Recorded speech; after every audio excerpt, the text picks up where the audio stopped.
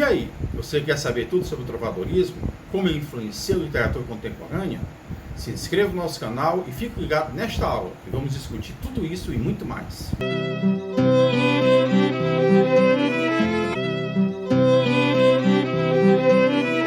Olá, sejam todos muito bem-vindos ao nosso canal. E dando início aos vídeos da parte de literatura, vamos começar a falar um pouco sobre a literatura portuguesa. Mas, claro, antes de mais nada, precisamos ver bem a questão da definição, da periodização desta literatura, pois ela é bem diferente da periodização da literatura brasileira. Vamos então ao nosso quadro. Veja só como é que temos isso bem equacionado. Quando você vai, por exemplo, para a literatura portuguesa, nós temos três grandes momentos.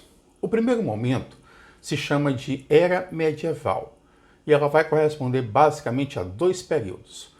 O trovadorismo, que é o assunto de nossa aula de hoje, e o humanismo, que é uma transição entre a Idade Média e o Renascimento. Depois dessa época medieval, nós temos o segundo grande momento, que é exatamente a época clássica. E a época clássica, ela está em três períodos. Nós temos o classicismo de Camões, que vai de 1527 até 1580. Nós temos o barroco, e aqui temos um autor comum, tanto na literatura brasileira como na portuguesa, que é o Padre Antônio Vieira. E também temos o arcadismo ou neoclassicismo, que lá começa em 1756. Depois desta época clássica, nós vamos para a época romântica ou moderna, que vai compreender do romantismo até os dias atuais.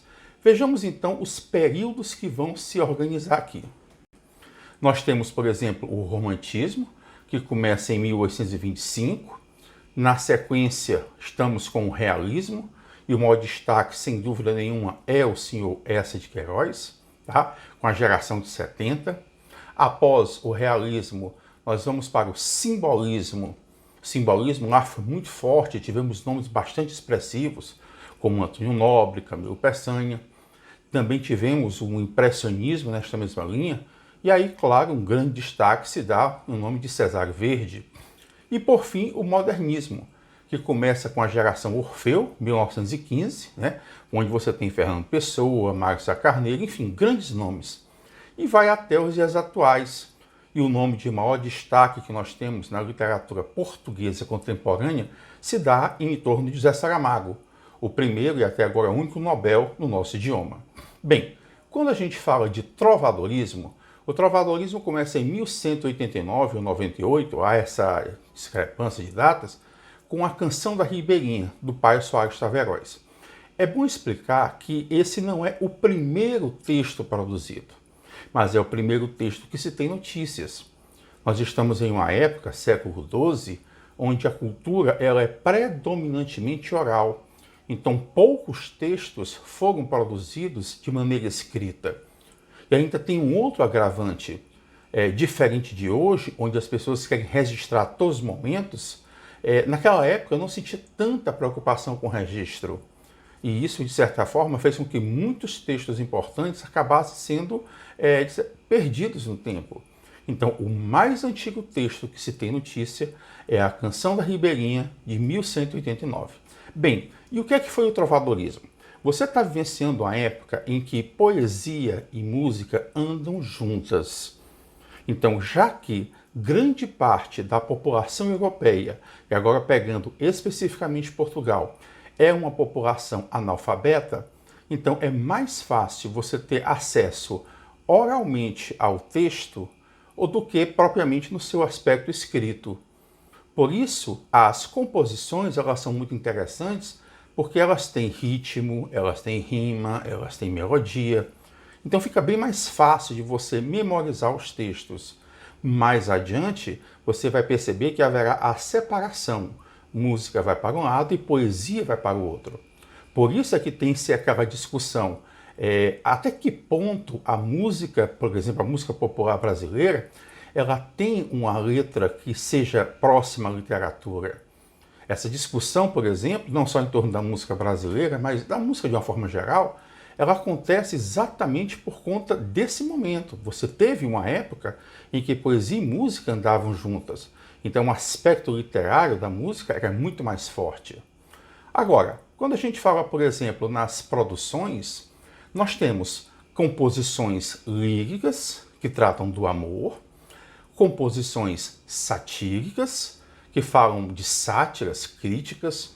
Veja que essas composições, elas influenciaram muitos autores brasileiros. Veja só, por exemplo, a influência no Gregório de Matos. Ele coloca em um texto chamado Aos Vícios, que foi aquele que cantou na sua Lira Maldizente. Olha, Lira Maldizente já vem lembrando as cantigas de maldizer. O senhor Oswaldo de Andrade também, Tomás Antônio Gonzaga.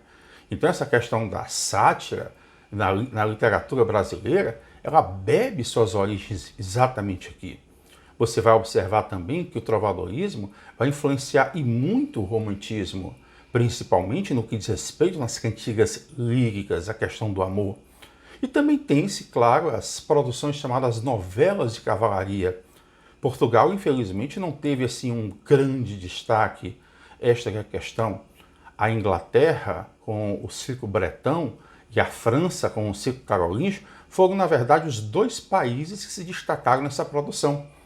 E chegando a nível de Brasil, o que mais conhecemos aqui são as produções inglesas.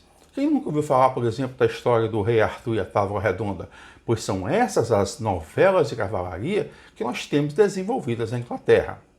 Bem, vamos ver agora as cantigas líricas. Vamos começar então pelas cantigas de amor. Ora, a cantiga de amor, você vai perceber um ambiente palaciano. Então veja que o eu lírico ele vai se destinar a uma musa que está distante, né? E essa distância, muitas vezes, ela pode ser também social, mas quase sempre é uma distância sentimental, porque ela não está muito ligada, muito afim do eu lírico. E ele fala dessa questão do sofrimento amoroso, o quanto sofre por estar distante dessa musa, aquela coisa toda. É neste aspecto que você vai perceber que há o que se chama de coita d'amor, sofrimento por amor, colocando até, em alguns momentos, a possibilidade, já que ela não está muito interessada nele, de ser uma espécie de vassalo seu. Daí o nome vassalagem amorosa. Veja como as relações medievais elas acabam influenciando na produção cultural. E aqui nós temos uma composição do senhor Afonso Fernandes. Observa só como ele trabalha bem isso. Vamos ao texto? Senhora minha, desde que vos vi, lutei para ocultar esta paixão que me tomou inteiro o coração. Mas não posso mais e decidi que saibam todos o meu grande amor, a tristeza que tenho, a imensa dor que sofro desde o dia que vos vi. Ora, desde o dia que ele viu a moça, ele se apaixonou. E ao se apaixonar e ver que ela não quer nada com ele, ele sofre. Continuando. Já que assim eu venho vos rogar que querais pelo menos consentir que passe a minha vida a vos servir e que possa dizer em meu cantar que esta mulher, que este meu poder me tem, sois vós, Senhora, meu bem, graça maior não ousarei pedir. Veja que, além de um aspecto curioso, a gente já falou das características das cantigas de amor, nós temos muito o termo senhora, que dá este status de superioridade da mulher amada em relação ao trovador. Jorge, esse status ele é eminentemente social? Não posso dizer isso. Por exemplo, muitos reis portugueses, inclusive o maior trovador foi um rei, Dom Dinis, ele trabalhou cantigas de amor onde ele mostra exatamente isso, tá? Então seria uma superioridade espiritual, emocional, algo assim. Haja vista que não só a mulher, mas também o amor são extremamente idealizados. Agora, veja só, nós estamos na cantiga de amor. Vamos para a cantiga de amigo. Na cantiga de amigo, nós percebemos uma coisa interessante. Veja bem, você está tendo aqui uma composição com acompanhamento musical. Esse tipo de produção ainda hoje existe. A cultura portuguesa chega no Brasil nos anos de 1500 e acaba, claro, ajudando a compor a nossa cultura. E no Nordeste, nós temos uma coisa muito interessante, que é exatamente a produção de cordel. Então, a literatura de cordel é herdeira direta, por exemplo, do trovadorismo.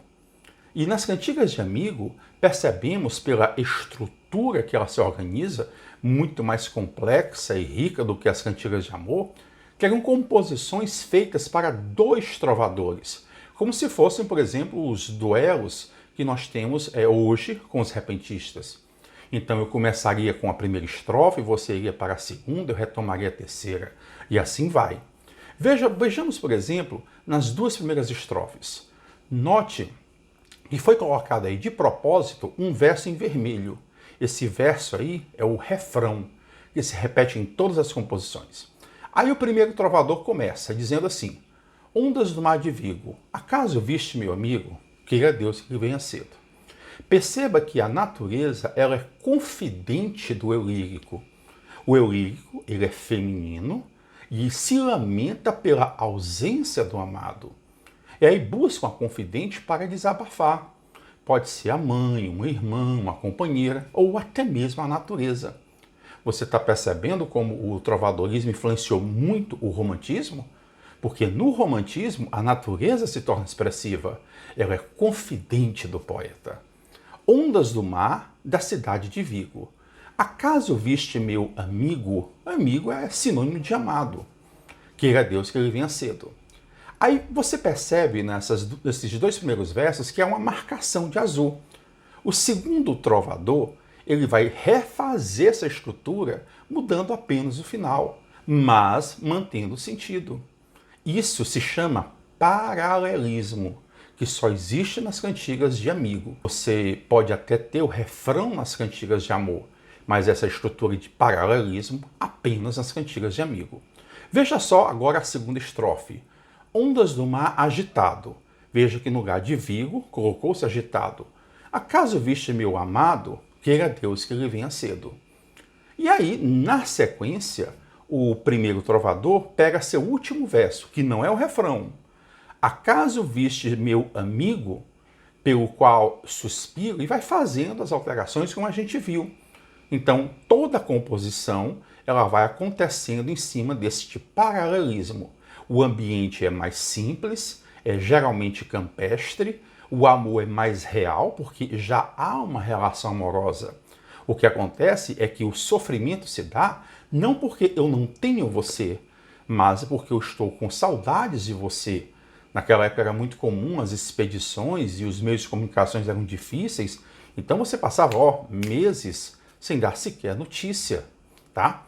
Bem, agora vamos tratar um pouco das cantigas realistas. As cantigas realistas são cantigas que trabalham a sátira, a crítica, o humor. A ideia é provocar a jocosidade. Nós temos dois tipos de composições ou cantigas, as de escárnio ou as de maldizer. As cantigas de escárnio, elas são uma crítica indireta. A linguagem ela é mais sutil, ela é mais irônica e, principalmente, ela não cita o nome da pessoa criticada. Veja só, ela só sugere. Acompanhamos o texto. Ai, dona feia, foste vos queixar, porque nunca vos louvei meu trovar. Mas agora quero fazer um cantar em que vos louvarei de todas as maneiras. E veja como quero louvar. Dona feia, velha e louca. Observe que ele bate pesado em cima, por exemplo, da questão da vaidade feminina. Ele chegou a citar o nome? Não. Falou dona feia apenas, tá? Você percebe, por exemplo, que isso influencia e muito a literatura brasileira atual. Note o soneto do Vinícius de Moraes chamado Soneto da Mulher Inútil, tá? Então, aqui você percebe nitidamente esta influência das cantigas trovadorescas, não só dentro do romantismo, que foi muito forte, claro, mas também dentro da literatura modernista. E vamos então para as cantigas de maldizer. Eu quero destacar uma coisa que eu sempre digo em sala de aula. Veja o nome, como a gente colocou aqui, maldizer. Nós destacamos dizer. Então, a cantiga de maldizer, ela diz o nome da pessoa criticada. Ora, se ela diz, a crítica ela é direta, ela é mais agressiva, mais severina, a linguagem é um pouco mais grotesca. O Gregório de Matos Guerra, por exemplo, se utilizou não só de elementos das cantigas de escárnio, onde há algumas críticas que ele não cita o nome da pessoa, mas também ele se utilizou de elementos das cantigas de maldizer, onde ele diz abertamente quem ele criticava. Vamos então ao texto. Quem a sua filha quiser dar uma profissão com que possa prosperar, há de ir a Maria Dominga, que lhe saberá muito bem mostrar, e vos direi o que lhe fará. Antes de um mês, lhe ensinará como rebolar as ancas. Ora, você viu aqui que ele cita o nome da pessoa, Maria Dominga.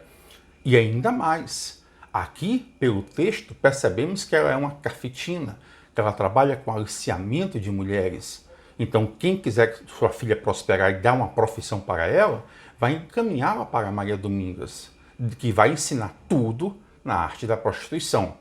Então, você percebe que a diferença entre as cantigas de escárnio e maldizer, além da questão da linguagem, onde escárnio é mais sutil e maldizer é mais forte, é mais agressiva, está principalmente no fato de que uma cita o nome da pessoa criticada e a outra não.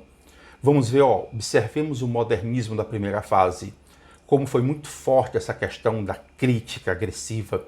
O Mário de Andrade, inclusive, tem um poema bem interessante, onde ele diz assim: moça linda, bem tratada, 3 séculos de família, burra como uma porta, um amor. E aí você percebe a influência das cantigas de escárnio. Olha seu Jorge, uma composição dele, burguesinha, onde ele fala burguesinha, burguesinha, burguesinha. Ele critica um estilo de vida fútil, tolo, e você nota que ele não cita o nome da pessoa. Mais uma vez, a influência das cantigas de escárnio. Você também vai perceber isso, por exemplo, em Gabriel Pensador. Então, o trovadorismo, embora ele tenha sido produzido no século XII, a gente percebe que ele deitou raízes na cultura brasileira, não só na literatura, como na música também, passando pelo romantismo, passando pelo modernismo e chegando até os dias atuais. Tá certo? Um grande abraço e na nossa próxima aula a gente já vai dar prosseguimento à literatura portuguesa, falando de humanismo e Gil Vicente. Até mais!